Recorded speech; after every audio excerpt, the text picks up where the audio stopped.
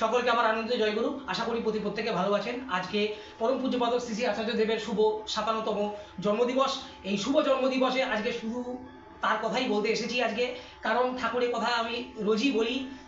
আজকে তার কথা বলতে গিয়েও হয়তো ঠাকুরের কথা বেরিয়ে যাবে, কারণ তিনি ছাড়া তো কেউ নয়, তিনিই সব।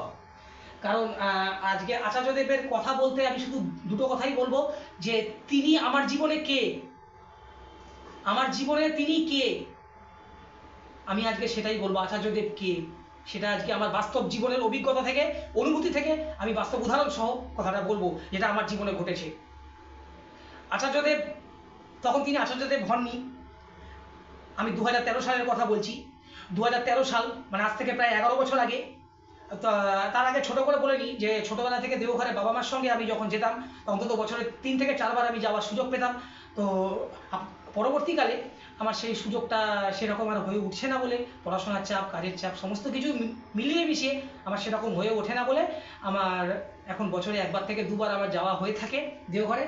তো সেবারে 2013 সালের কথা বলছি, আজ থেকে 11 বছর আগে আমি যখন দেওঘরে গেছিলাম, তখন আমার রূপটাই ছিল অন্যরকম। আমি আজকে অকপটভাবে আপনাদের সঙ্গে, আমার তখন রূপটাই ছিল অন্যরকম। গেঞ্জির কলার ফলার খোলা, তখন জিন্সের প্যান্ট, তখন গেঞ্জি ফেঞ্জি পরে স্টাইল ফাইল মেরে, হাতে বালা থাকতো, চেন থাকতো, ডাবল চেন, বালা, মোটা বালা, সেই পাঞ্জাবিদের বালা, হাতে বিভিন্ন রকম আংটি থাকতো, যেরকম পোকরাজ, নীল, এইসব কিসব বলে, নীলা, গোমেদ, সব কিসব নামগুলো আছে, ওইসব মুক্ত, ওইসব আংটি আমার হাতে থাকতো। তো সেই সমস্ত কিছু নিয়ে আমি দেওঘরে গেছি। দেওঘরে নিয়ে গিয়ে বর্তমান আচার্যদেব যিনি ছিলেন, তখন পরম পূজনীয় বাবাই দাদা বলতাম, তো তাকে প্রণাম করলাম। তাকে প্রণাম করার পরে তিনি আমাকে দেখে একটু মুচকি হেসে একটা অন্য দাদাকে বলেন একটা কথা, যে আচ্ছা, ঠাকুরকে যদি মনে প্রাণে যদি বিশ্বাস করা যায়, তখন কি এই গয়নাগাটিগুলোর কি আর দরকার আছে? কথাটা তিনি হাসি মুখে বললেন। আমি কথাটা শুনে না মাথা নিচু করে, আমার কানে তখন কথাটা এসছে, আমি এসে তখন লোকের সামনে আমি এরকম মাথা নিচু করে, হাত জোর করে আমি এরকম করে দাঁড়িয়ে আছি। আমি তখন মনে মনে তখন রিয়েলাইজ করছি যে সত্যি তো, ঠাকুর তো বলেছেন একটা চাই থেকে 10টা চেয়ে বসো না, একেরই যাতে চরম হয় তাই করো, সকলগুলি পাবে। আমাদের মধ্যে একের ওপর ন্যস্ত হওয়া উচিত, এককে বিশ্বাস করা উচিত। এককে ঘিরেই কিন্তু সবকিছু, সবকিছু কিন্তু ঘিরে কিন্তু এক নয়, এককে ঘিরেই কিন্তু সবকিছু। তাই তার উপর আমাকে মনটা ন্যস্ত করতে হবে। তো তার উপর যদি মনটা যখন ন্যস্ত করি, তার উপর যদি আমি গভীর বিশ্বাস রাখি, তাহলে এত কিছু গয়নাগাটি তো কোনো প্রয়োজন নেই। আমি তখন রিয়েলাইজ করলাম। তখন সেই মুহূর্তে আমার বাবা মা আমার সঙ্গে ছিল।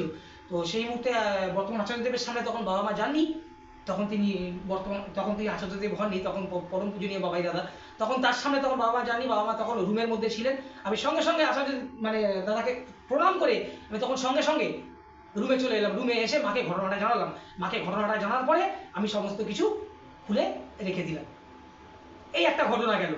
তারপর থেকে আমি একটা ছোট করে বলি, এই আংটি গয়নাগাটি পরে আমার যা হয়নি, যে কারণে পড়েছিলাম, যে কারণটার মধ্যে পড়েছিলাম, সেটা তো তখন সেই মুহূর্তে তখন হয়নি। সে আংটি পরে সেই জিনিসগুলো কিন্তু সমাধান হয়নি, কিন্তু আংটিগুলো খোলার পরে তার যেগুলো বলেছে সেগুলো করার চেষ্টা করেছি, যতটা পেরেছি করবার চেষ্টা করেছি। তার মতো করে তো করতে পারিনি, তবে তিনি যেমন বলেছেন একটু একটু করে করবার চেষ্টা করেছি। ওই একটু একটু থেকেই যে ফল আমি পেয়েছি, যে রেজাল্ট আমি পেয়েছি, এগুলো পরেও আমি সে হাজারটা আংটি পরেও সেই রেজাল্ট আমি পাইনি। আর আমি জোর গলায় বলতে পারি সেই রেজাল্ট কেউ পাবেও না, কারণ মনটা তার উপর ন্যস্ত করতে হবে। আমি 100% সারেন্ডার করে দিয়েছিলাম। এই গেল একটা ঘটনা। আমি আরেকটা কথা বলছি। আমি গত 2 বছর আগেকার কথা বলছি, 2022-এর কথা বলছি। তখন বিয়ের পরে তখন প্রথম স্ত্রীকে নিয়ে দেওঘরে যাই। প্রথম স্ত্রীকে নিয়ে দেওঘরে যাওয়ার পরে তখন আচার্যদেবের কাছে তাকে নিবেদন করি আমার বাবা। তখন আমি ছোট করে একটা কথা সবার আগে বলে দিই, যে আমার জীবনে আমার যা কিছু, আমার সব বাবাকে ঘিরে। আমার মা তো অবশ্যই আছে, মাকে খুবই ভালোবাসি, হ্যাঁ, কিন্তু আমি জানি না কেন ছোট্টবেলা থেকে আমার কাছে আমার বাবা সব, এটাই আমি মেনে আসি। তো আমি বাবার যদি কিছু হয় আমি ঠিক থাকতে পারি না। তো বাবা খুবই অসুস্থ ছিলেন, সুগারের লেভেলটা বেড়ে গেছিল, বুকের মধ্যে এসে আস্তে আমার টানটা এসে গেছিল, হ্যাঁ, হাত পা এরকম করে কাঁপতো, তো টলে পড়ে যেত, ঠিকভাবে দাঁড়াতে পারতো না। তো সেই সমস্ত চিন্তা ভাবনা নিয়ে আমি আচার্যদেবের কাছে গেছি। আমি জানি আচার্যদেবের কাছেই একমাত্র সমস্যার সমাধানটা পাবো, কারণ আচার্যদেবের মধ্যেই ঠাকুর লীলা করছেন, আচার্যদেবের মধ্যেই কিন্তু ঠাকুর লীলা করছেন। আমি সেই বিশ্বাস রেখে আমি আচার্যদেবের কাছে গেছি, তাকে নিবেদন করেছি, তিনি সলিউশন দিলেন। তিনি সলিউশন দেওয়ার পরে সেই মতো ঠিকভাবে আমি কাজ করলাম, সেই মতো ঠিকভাবে আমি ডাক্তার দেখালাম। আজকে আমার বাবা কিন্তু সুস্থ, আজকে আমার বাবা কিন্তু সুস্থ। হ্যাঁ, ঘরের মধ্যে থাকে, বয়সের বার্ধক্যজনিত, এখন বর্তমানে আমার বাবার বয়স 83+, 83+। তো বার্ধক্যজনিত কারণে সে বাইরে খুব একটা যেতে পারেন না, ঘরের মধ্যেই ঘোরাফেরা করে, বিছানার মধ্যে বসে বসেই কাটায়, সমস্ত কিছু করে। তো আজকে সেই জায়গা থেকে আমি কিন্তু বাবাকে কিন্তু ফিরিয়ে আনতে পেরেছি একমাত্র আচার্যদেবের জন্য, একমাত্র আচার্যদেবের জন্য। তিনি আমাদের কিন্তু গাইড করেছেন। আমার বলতে গেলেও চোখে জল আসে, আমার বলতে গেলেও চোখে জল আসে। আমি জোর গলায় একটা কথা বলছি, তিনি পিতা সমতুল্য, বাবার মতো আমাদের মতো সন্তানদের তিনি আগলে রেখেছেন। আমরা যত খুশি পাপ করি না কেন, তার কাছে গেলে তিনি সমস্ত কিছু ছেড়ে তিনি বুকের মধ্যে আঁকলে রাখেন। তিনি আমাদেরকে আগলে রেখেছেন। আমি সম্পূর্ণরূপে বলছি, আমার বাবার যা অবস্থা ছিল, আপনারা বিশ্বাস করবেন না। আমি ভেবেছিলাম যে এই মনে হয় ভালো মন্দ কিছু একটা হয়ে গেল, কিন্তু তিনি দয়া করে আমার বাবাকে সঠিক করেছেন, ঠিকঠাক করেছেন। হ্যাঁ, বার্ধক্যজনিত কারণে যেটা হওয়ার সেটা তো হচ্ছেই, সেটা তো আপনি কিছু করা যায় না। কিন্তু যে রোগের মধ্যে পড়েছিল, আজকে বাবার সুগার কন্ট্রোলে আছে, হাঁপানি অল্প আছে, মানে পরিমাণটা কমে গেছে, যেরকম ছিল।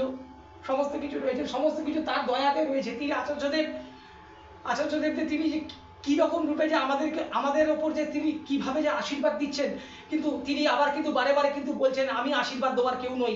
হ্যাঁ সত্যি, আশীর্বাদ দেওয়ার কিন্তু আচার্যদেব কিন্তু কেউ নন, আশীর্বাদ কিন্তু ঠাকুর দেন। আর এখানে কিন্তু ওম তথাস্তু, ওম তথাস্তু, ওম তথাস্তু বলে কিন্তু কোনো কাজ হয় না। আমি বাস্তব অভিজ্ঞতা দিয়ে বলছি, ওম তথাস্তু, এই হাত তুলে দিল তথাস্তু, সব হয়ে যাবে, এসব কিন্তু কিচ্ছু হয় না। এগুলো বুঝলো কি, এখানে কিচ্ছু হয় না।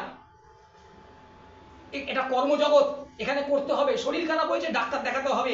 খিদে পেয়েছে, আমাকে নিয়ে খেতে হবে। জল তেষ্টা পেয়েছে, আমাকে জল গড়িয়ে নিয়ে খেতে হবে। গরম লাগছে, আমাকে হাত পাকা হাওয়া নাড়তে বলছে। এই হাত পাকার কথা তিনি আচার্যদেবই বলেছেন। আমার গরম লাগছে, আমাকে হাত পাকা দিয়ে হাওয়া খেতে হবে। সে হাত পাকাটা দিয়ে আমাকে হাওয়া করে তবেই কিন্তু আমি হাওয়া পাবো। কেউ এসে আমাকে কিন্তু হাওয়া করে দেবে না, বা হাত পাকা সামনে থাকলে কিন্তু হাওয়া পাবে না। জল সামনে থাকলে আমি যদি বলি জল চলে আয়, আমার তেষ্টাটা মিটিয়ে যা, হবে না। শরীর খারাপ হয়েছে, আমি ডাক্তারের কাছে যাবো না, ডাক্তারবাবু এখান থেকে বলছে ডাক্তারবাবু আমার শরীরটা যেন খারাপ যেন ঠিক হয়ে যায়, এরকম করে কিন্তু হাজার চিৎকার করে গলা ফাটিয়ে ফেললেও কিন্তু কিচ্ছু হবে না। এটা কর্মজগৎ, এগুলো এখানে এসে আমাদেরকে কিন্তু করতে হবে। যেমন করব তেমন পাবো। আমি যদি 4 আনার করি 4 আনার পাবো, 8 আনার করি 8 আনার পাবো। কিন্তু পরম দয়াল, তিনি পরম প্রেমময়। তিনি 16 আনা না ফেরত দেওয়া অবধি তিনি স্থির থাকতে পারেন না। কারোর থেকে যদি 1 আনা যদি নিয়ে থাকেন, তাকে 16 আনা না ফেরত দেওয়া অবধি তিনি ঠিক থাকতে পারেন না। তিনি আমাদের পরম প্রেমময়। আমরা অনেকে ঠাকুরের দীক্ষা নিয়ে হেলায় চলছি, তিনি কিন্তু হেলায় চলবার কিন্তু জিনিস নয়। তাকে উপলব্ধি করতে হবে। তিনি মনের ভেতর থেকে তাকে কিন্তু বিশ্বাস করতে হবে, মনে প্রাণে তাকে বিশ্বাস করতে হবে।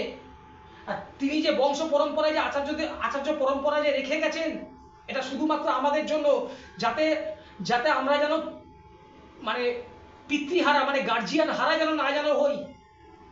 আমরা যেন গার্জিয়ান হারা যেন না হই। পরম পূজ্যপাদ শ্রী দাদা যখন দেহ রাখলেন, তখন আমরা গার্জিয়ান হারা হয়ে গেছিলাম। তখন বর্তমান আচার্যদেব তিনি আমাদেরকে অভয় দিয়ে বললেন আমি আছি।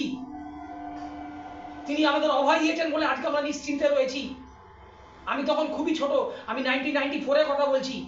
আমি চর্মচক্ষুতে শ্রী বর্দাকে দেখবার আমার 3-4 বার আমার সুযোগ হয়েছে। কারণ আমার নাম যে সুজয়, এটা কিন্তু শ্রী বর্দারই দেওয়া।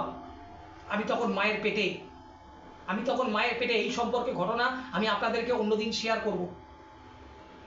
পরম পূজ্যপাদ পিতৃদেব শ্রী বর্দা কর্তৃক দেওয়া নাম এই সুজয়। শ্রী বর্দাকে দেখবার সুযোগ আমার মোটামুটি 5-6 বার 7 বার এরকম হয়েছে। আমি তখন অনেকটাই ছোট, কতটাও মনে নেই, আবছা মনে আছে। 94-এ যখন শ্রী বর্দা যখন দেহ রাখলেন, তখন একইভাবে শ্রী পরম পূজ্যপাদ শ্রী দাদা তিনি আমাদের অভয় দিয়েছিলেন গার্জিয়ান হিসাবে। তিনি যখন দেহ রাখলেন, তখন পূজ্যপাদ শ্রী আচার্যদেবও তিনি আমাদের অভয় দিলেন গার্জিয়ান হিসাবে। আমাদের কিন্তু ভয়ের কিন্তু কিছু নেই। তিনি আসেন আমাদের সর্ব সমস্যার সমাধান, জানিস ইষ্ট প্রতিষ্ঠান। আচার্যদেব তিনি স্বয়ং বসে আছেন। শরীর খারাপ গা হাত পা যন্ত্রণা যাই হোক না কেন, তিনি সমস্ত কিছু সহ্য করে নিয়ে তিনি কিন্তু এক নাগারে কিন্তু আমাদের, শুধুমাত্র আমাদের কথা চিন্তা করে তিনি কিন্তু বসে থাকেন। এই বিশ্বাসটা আমাদেরকে রাখতে হবে। আমরা এই বিশ্বাসটা বারে বারে কিন্তু হারিয়ে ফেলি। আমাদের এই বিশ্বাসটা কিন্তু রাখতে হবে। আজকে পরম পূজ্যপাদ শ্রী শ্রী আচার্যদেব তিনি যেভাবে আমার জীবনটাকে, আর আমার জীবন তো আমার বাবাকে ঘিরে, প্রথম আমার বাবাকে আচার্যদেব তিনি গাইড করে যে কিভাবে যে ফিরিয়েছেন একমাত্র প্রভু জানে।